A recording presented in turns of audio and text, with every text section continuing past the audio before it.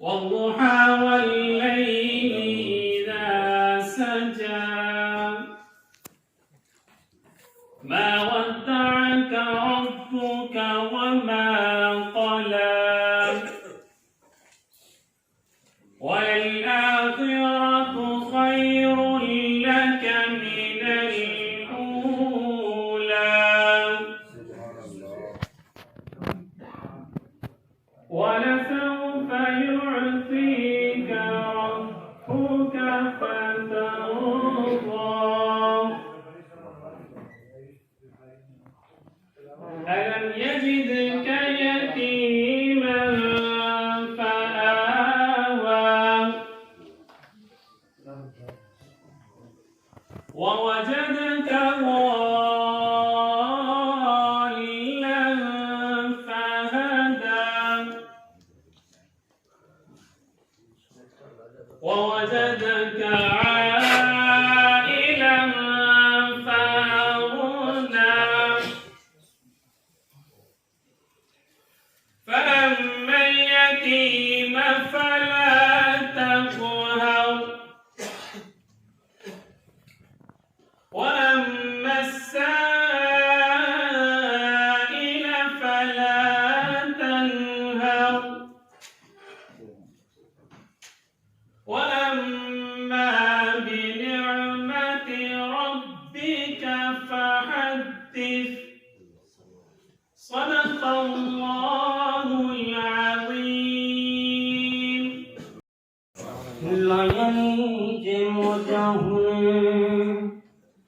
لائی رکھی سونیا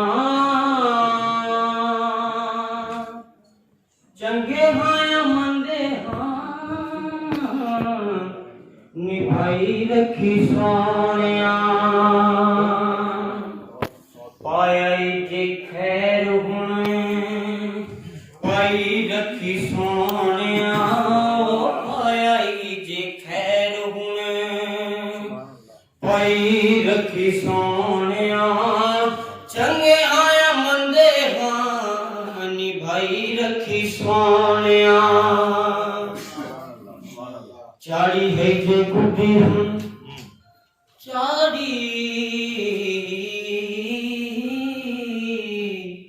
چاڑی ہے جے گڈی ہوں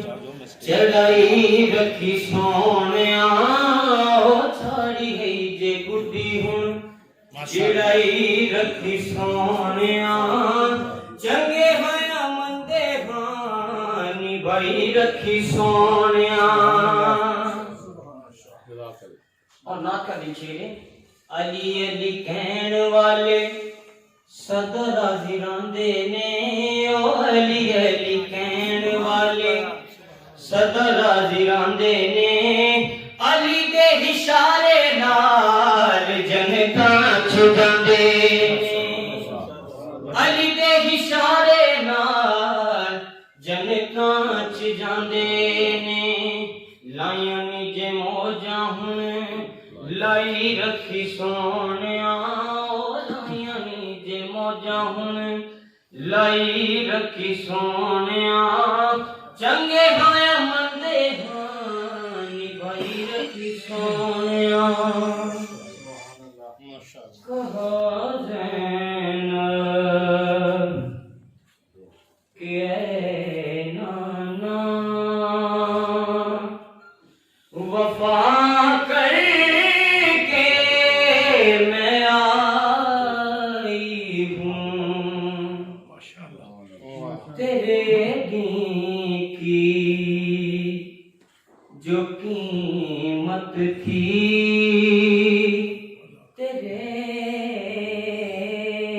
تیرے دین کی جو قیمت تھی ادا کر کے میں آئی ہوں کبھی نہ دھوپ آئے گی تیری نانا شریعت پر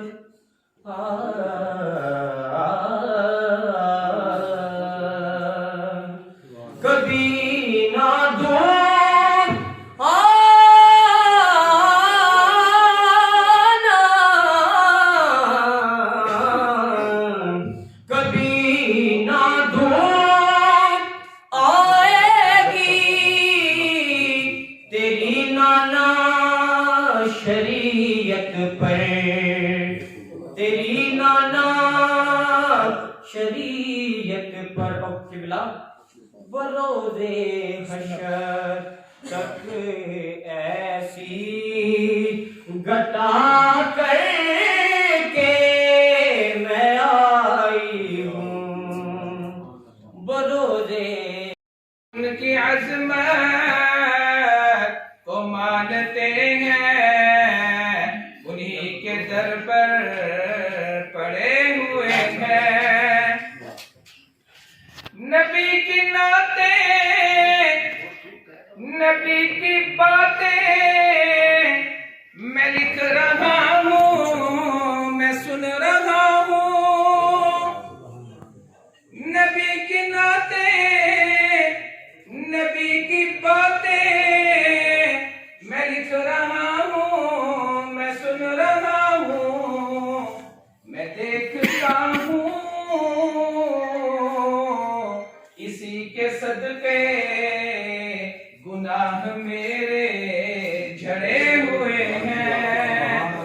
میں دیکھتا ہوں، اسی کے صدقے گناہ میرے جڑے ہوئے ہیں، حسین رب کا، حسین سب کا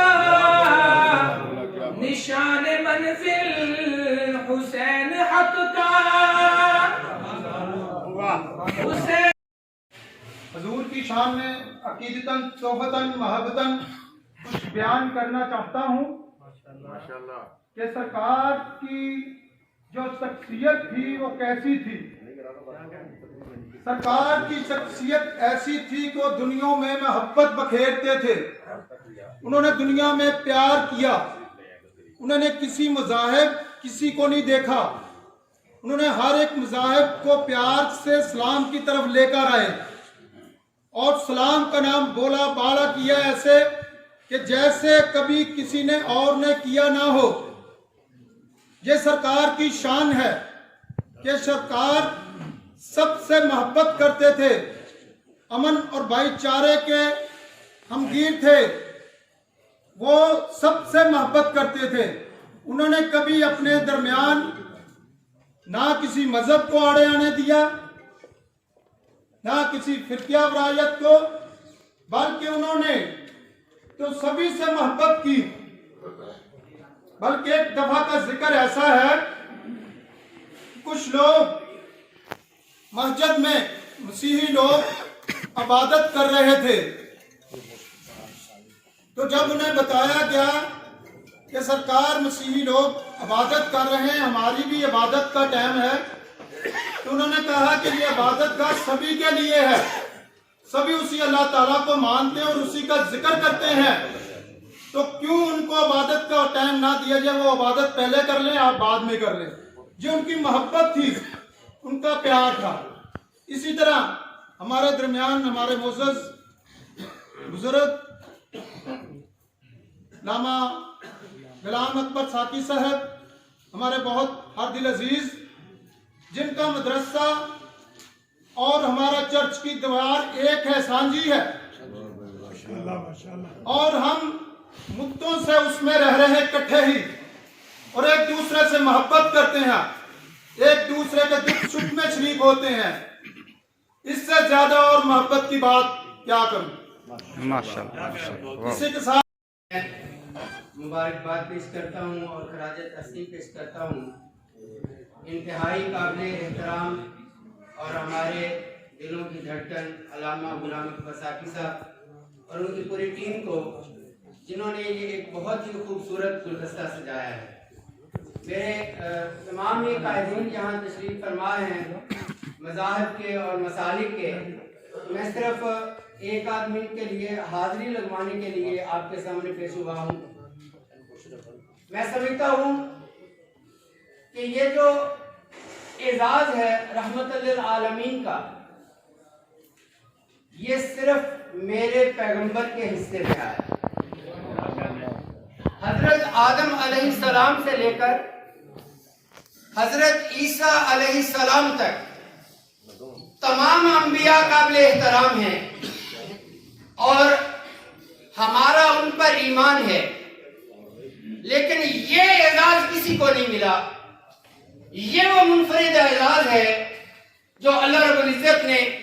اپنے آخری پیغمبر جناب محمد رسول اللہ صلی اللہ علیہ وسلم کو عطا فرمایا۔ جس طرح اللہ رب العالمین ہے، جس طرح قرآن ہدی للعالمین ہے، اور اسی طرح اللہ کے آخری پیغمبر جناب محمد رسول اللہ صلی اللہ علیہ وسلم رحمت للعالمین ہے۔ وہ صرف انسانوں کے لیے نہیں بلکہ حیوانوں کے لیے بھی، وہ صرف پرندوں کے لیے نہیں بلکہ درندوں کے لیے بھی، سب کے لیے رحمت بن کر آئے۔ میرے بھائیوں، ہمارا یہ حق بنتا ہے کہ ہم ان کی اطاعت کریں، ان کی اتباع کریں، ان کی فرما برداری کریں، ان کے نقشے۔ السلام علیکم۔ شروع خالق و مالک کے نام سے، جو رات کی تاریکی میں صحرا میں چلتی ہوئی چونٹی کی آہٹ کو بھی سن لیتا ہے۔ کروڑوں درود و سلام محمد و آل محمد پر، جنہوں نے دین کی آبیاری کے لیے 6 ماہ کے علی اصغر کو بھی قربان کر دیا۔ میرا سلام ہو پاک نبی کے وفادار اصحاب پر، جنہوں نے پاک نبی سے وفا کی۔ میں سب سے پہلے حجت الاسلام والمسلمین، سفیر امن، خطیب یورپ و ایشیا جناب علامہ غلام اکبر صافی صاحب کو مبارکباد پیش کرتا ہوں، اور ان کا میں شکریہ ادا کرتا ہوں کہ اتنا پیارا گلدستہ جو آج پاکستان کے دارالخلافہ اسلام آباد میں آپ نے سجایا ہے۔ یہ وقت کی اہم ضرورت ہے۔ یہی کانفرنس رحمت للعالمین کانفرنس 3 نومبر کو ہونی تھی اسی ہوٹل میں، مگر اس سفیر امن نے ملک کے امن کو مد نظر رکھتے ہوئے، حالات کو مد نظر رکھتے ہوئے، کچھ راستے بند تھے جس کی وجہ سے یہ 14 نومبر کو آج یہ کانفرنس منعقد ہوئی ہے۔ آج ضرورت اس امر کی ہے کہ ہمیں تمام تر اختلافات بلا کر، تمام تر مذہبی اور سیاسی بندشوں سے نکل کر پرچم مصطفیٰ کے سائے تلے ایک ہونا ہے، کیونکہ یہ رحمت للعالمین کانفرنس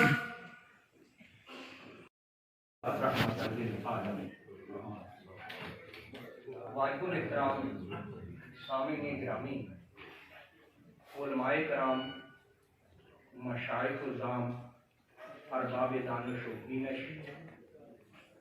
دیگر مذاہب کے رہنما جو یہاں تشریف لائے ہیں، معزز مہمان گرامی، میں ان سب کا تہ دل سے شکر گزار ہوں کہ انہوں نے اس مصروفیت کے دور میں اپنا وقت نکالا اور حضور کی بارگاہ میں پیش ہوئے اپنی خدمات کے لیے۔ اور میں اپنے برادر عزیز محترم علامہ حجت الاسلام والمسلمین جناب مولانا غلام اکبر صافی صاحب، جو میرے برادر بزرگ ہیں، اور ان کا شکریہ ادا کرتا ہوں، اور یہ آپ تک بات بتانا چاہتا ہوں کہ یہ آج کی کانفرنس صرف آج کی کانفرنس نہیں ہے، بلکہ تقریباً یہ 30 سالہ جدوجہد کا ایک نتیجہ ہے۔ کہ یہ نہیں کہ آج ہی وہ آئے اور آ کے انہوں نے یہ بات کی۔ رحمت للعالمین کانفرنس کا ایک مقصد ہے، ایک نتیجہ ہے، وہ یہ ہے کہ امیر المومنین علی علیہ السلام کی ذات گرامی کو ایک زندیق شخص نے کہا، اے امیر المومنین، جن کو آپ اپنے آقا و مولا مانتے ہیں، اگر وہ رحمت للعالمین ہے تو پھر پوری دنیا نے ان کے دین اور مذہب کو قبول کیوں نہیں کیا؟ اگر وہ رحمت للعالمین ہے تو ہر کسی نے ان کے دین کو قبول کیوں نہیں کیا، ان کی اطاعت کیوں نہیں کی؟ چاہیے تو یہ تھا کہ اس کی رحمت کے آگے سارے لوگ جھک جاتے، انہیں تسلیم کر لیتے، اور بہت ہی پیارا جواب دیا ہے میرے مولا فرماتے ہیں یہاں رحمت للعالمین کا ایک معنی درگزر کرنا بھی ہے، معاف کرنا بھی ہے، وگرنہ آدم سے لے کر عیسیٰ تک جتنے انبیاء آئے ہیں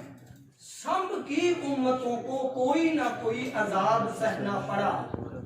لیکن ایک امت محمدیہ ایسی ہے، اس رحمت کا معنی یہ ہے کہ درگزر اور معاف کر دینا۔ حضور نے اپنے بڑے سے بڑے دشمن کو بھی معاف فرمایا۔ نبی عبادہ اللهم صل على محمد النبي الأمي وأزواجه أمهات المؤمنين وذريته وأهل بيته كما صليت على إبراهيم وعلى آل إبراهيم إنك حميد مجيد اللهم بارك على محمد وعلى آل محمد كما باركت على إبراهيم وعلى آل إبراهيم إنك حميد مجيد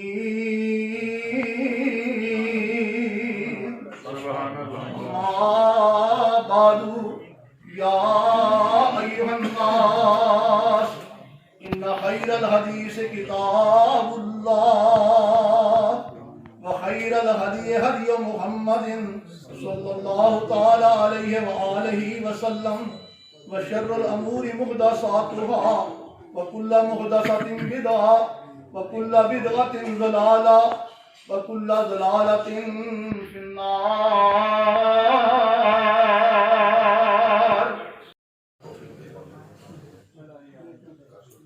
یہ جو ہم محفل سجاتے ہیں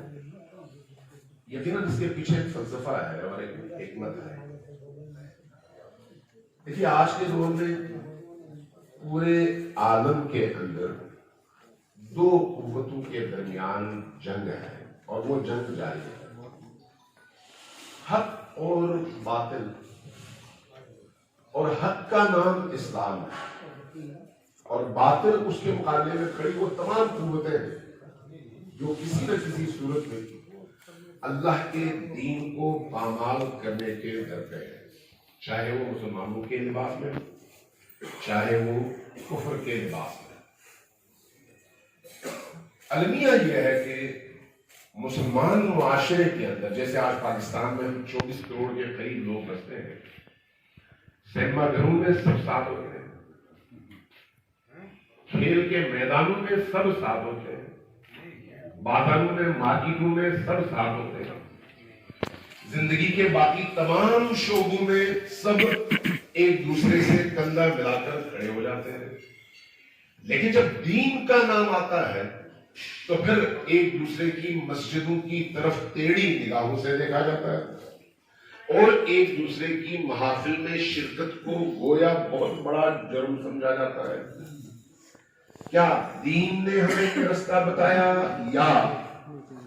دین دشمن قوتوں نے دینی قوتوں کے استحصال اور ان کو کمزور کرنے کے لیے گزشتہ 300-400 سالوں میں جو نفرت کے بیج بوئے اور خصوصاً بر صغیر کی اس سرزمین پر یہ اس کا پھل اور اس کا نتیجہ ہے؟ واضح ہے کہ جو کچھ اس وقت ہم دیکھ رہے ہیں یہ انہی استعماری ہتھ کنڈوں کا حل ہے جو اس وقت اسلام پر ایک بہت بڑا بوجھ ہے، بہت بڑا بوجھ۔ آج اگر دنیا کے 56 اسلامی ممالک دین کی بنیاد پر، قرآن کی بنیاد پر، نبی کریم صلی اللہ علیہ وآلہ وسلم کی رسالت کی بنیاد پر ایک دوسرے سے کندھے سے کندھا ملا کے کھڑے ہو جائیں تو آپ ذرا سوچئے کہ عالم اسلام کہاں پہنچ سکتا ہے۔ اگر آج انہی 56 ممالک میں بسنے والے عوام سے پوچھیں تو سب کی خواہش یہ ہے کہ حکمران اکٹھے ہوں اور اسلامی ممالک کی ایک پالیسی بنے، لیکن کون یہ نہیں ہونے دیتا؟ عالمی وہ استعمار جو حکومتیں لاتا بھی ہے اور واپس گھروں میں بیچتا بھی ہے، لہذا انہی کی خواہش ہوتی ہے کہ کسی طرح سے دین کو ہر صورت میں نشانہ بنایا جائے، دینی قوتوں کو ہر صورت میں مدفون کیا جائے اور اہل دین کے دلوں میں ایک دوسرے کے لیے نفرت کے جذبات زندہ رکھے جائیں، چونکہ اسی کے نتیجے میں ان کے وہ مقاصد حاصل ہوتے ہیں۔ لہذا آپ دیکھتے ہیں اس وقت یمن کی جنگ ہو، فلسطین جو نیو یارک میں عشرہ محرم کے اعتبار سے اس سال میرے میزبان تھے اور آئندہ بھی ان کا حکم ہے، اللہ ان کی زندگی دراز فرمائے، وہ آج کس پروگرام میں ہمارے لیے بہت بڑی سعادت کی بات ہے کہ وہ کرسی صدارت میں تشریف فرمائے۔ اور خطیب شیری میاں بین الاقوامی مبلغ ایشیا اور یورپ میرے مرشد میرے بھائی ابو احمد محمد مقصود مدنی صاحب خطاب بھی فرمائیں گے اور تشریف رکھتے ہیں، اللہ ان کی توفیقات میں اضافہ فرمائے۔ اور ہمارے تھوڑے ہی ٹائم میں جدوجہد ہم نے بڑی تھی، تھوڑے وقت میں میرے بہت ہی محبوب دوست، ہمارے محسن اور بہترین سیاستدان، ممتاز سیاستدان اور پاکستان پیپلز پارٹی کی تو وہ جان ہے مگر پیار ان سے سب کرتے ہیں، جناب فرحت اللہ بابر صاحب ہماری گزارش میں تشریف لائے، خصوصی مہمان کی حیثیت سے ہم ان کے آنے پر ان کے شکر گزار ہیں۔ اس طرح پیر طریقت جناب محمد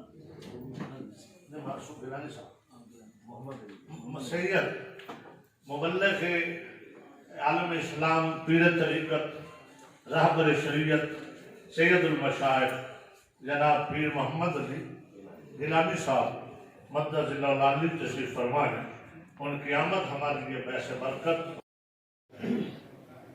بسم اللہ الرحمن الرحیم، ایاک نعبد و ایاک نستعین، علی علی المظہر العجائب، تاجدون لکا فی النوائب، کل ہم و غم سینجلی بعظمتک یا اللہ، بنبوتک یا محمد صلی اللہ علیہ وسلم، بولایتک یا علی یا علی یا علی، ادرکنی فی سبیل اللہ، اللہم صلی علی محمد وعلی آل محمد۔ السلام علیکم ورحمۃ اللہ وبرکاتہ۔ وعلیکم السلام۔ میری پیر ہاؤس پر امام سرکار کی طرف سے جتنے بھی معزز ہستیاں ادھر بیٹھی ہیں ان سب کو آج کی کانفرنس کی مبارکباد پیش کرتا ہوں۔ باتیں تو کافی ہیں کرنے کی، کیونکہ میں نے اسی لیے ریکویسٹ کی کہ مجھے تھوڑا سا ٹائم دے دیں تاکہ میں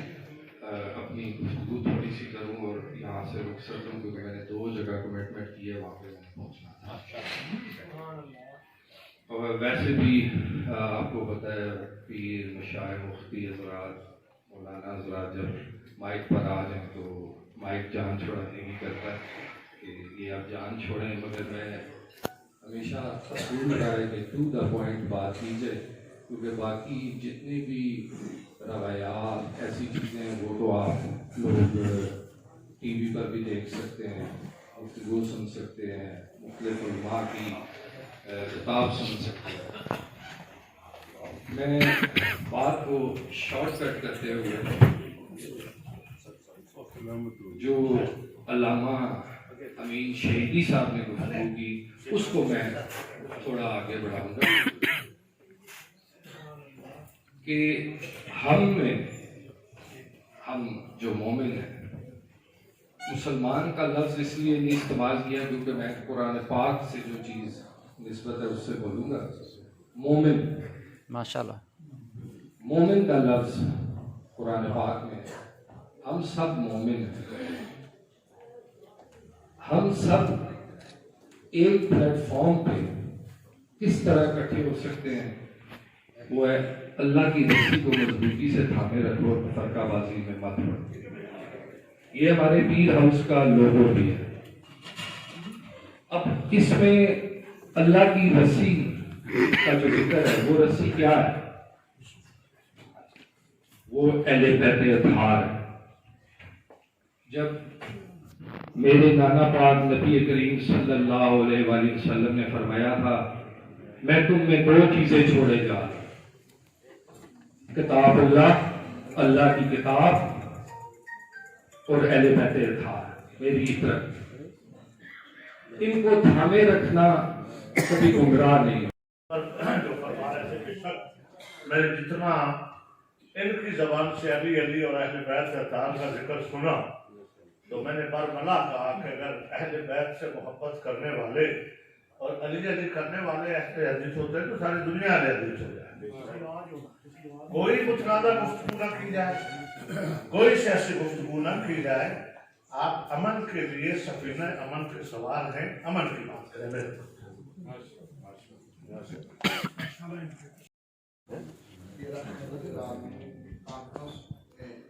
तमाम मसाइल, तमाम मज़ाहब और तमाम शुबाहे ज़िंदगी के लोगों को एक रहमत की छत में जमा करके साबित कर दिया है कि रहमत लिल आलमीन रहमत।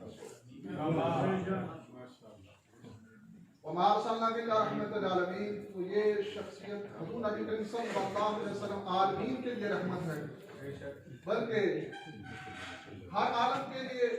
आलम अरवाह। मुख्तसर सी बात करता जाऊंगा कि जब अल्लाह तबारक तआला ने पूछा क्या मैं तुम्हारा रब नहीं हूं, तो हुजूर नबी करीम सल्लल्लाहु अलैहि वसल्लम की अरवाह ने वहां भी रहमत फरमाई और तमाम रूह के बला कह के सब की रहमत फरमाई। सुभान अल्लाह। आपके अरवाह में दुनिया में भी रहमत लिल आलमीन बना के भेजे गए, दुनिया के लिए भी रहमत बना के भेजे गए। कुरान पाक में कफार ने हर में मक्का में खड़े होकर दुआएं की कि अगर ये मोहम्मद हक में है तो हम पे पत्थरों की बारिश हो जाए। वो जानी चाहिए थी, पर रब कहता है नहीं होगी, क्योंकि मैंने आपको आलमीन का रहमत बना के भेजा। तो नहीं होगी, वहां भी बात होगी, इसलिए कि आका अलैहिस्सलातु वस्सलाम मोहम्मद आगे बरज़ख में भी रहमत है। सवाल होंगे मारा का तीसरा सवाल उस पे जान छूटेगी, ये भी सरकार अलैहिस्सलाम के नाम की वजह से। और आज में आखिरत में भी हुजूर नबी करीम सल्लल्लाहु अलैहि वसल्लम की रहमत लिल आलमीन के सदके अल्लाह तबारक तआला अनामात अता फरमाएंगे कि जिसने इत्तबा की होगी सरकार अलैहिस्सलाम की, सरकार अलैहिस्सलाम वहां भी उनकी रहमत फरमाएंगे। बल्कि आलमीन रहमत लिल आलमीन ही वजह कायनात है, आप ही वजह बायस से अमन है और कायनात है। हज़रत आदम अलैहिस्सलाम की तौबा कबूल फरमाया, किस वजह से? अल्लाहुम्मा इन्नी अस्अलुका बिहक़्क़ि मोहम्मद, मैं सवाल करता हूं आका अलैहिस्सलाम, अल्लाह तआला फरमाता है आदम अगर इस शख्सियत को ना बनाता तो तूने भी ना बना। मैं पहले तो अपने बरादर अल्लामा गुलाम अकबर साकी साहब उनके रफ़्क़ा को वमा अरसलनाका इल्ला रहमतल लिल आलमीन सल्लल्लाहु अलैहि वसल्लम कॉन्फ्रेंस मुनक़्क़द करने पर मुबारकबाद देता हूँ। और फिर इस कॉन्फ्रेंस के ज़रिए जो एक वतन के अंदर पैगाम गया है दीगर अदियान के लोगों को बुलाने से, हमने पाकिस्तान बनाते वक्त हम सब मुतहद थे और आज पाकिस्तान को फिर कौमी इत्तेहाद की जरूरत है। तो मैं इनको और इनके साथियों को खराज तहसीन पेश करता हूँ कि मसाले को मज़ाक को इकट्ठा करके इन्होंने दुश्मनाने इस्लाम को, दुश्मनाने पाकिस्तान को ये पैगाम दिया है कि गुम्मद खिज़रा के मानने वाले आका सल्लल्लाहु अलैहि वसल्लम की उम्मती जिस तरह पाकिस्तान बनाने में मुतहद थे, इसी तरह पाकिस्तान की खुशहाली के लिए मुतहद है। इस्लाम जिंदाबाद, पाकिस्तान जिंदाबाद, बैनुल मज़ाब रवादारी जिंदाबाद। آئیں آپ تشریف لائیں، اپنے خیالات کا اظہار کریں میرے والد محترم کے بارے. ان کی زندگی طریق ساز ہے، فیصل آباد کے اندر خدمات ہیں مسلک کے حوالے سے. تو علامہ صاحب نے ہمارے ممبر پر کھڑے ہو کر یہ الفاظ کہے،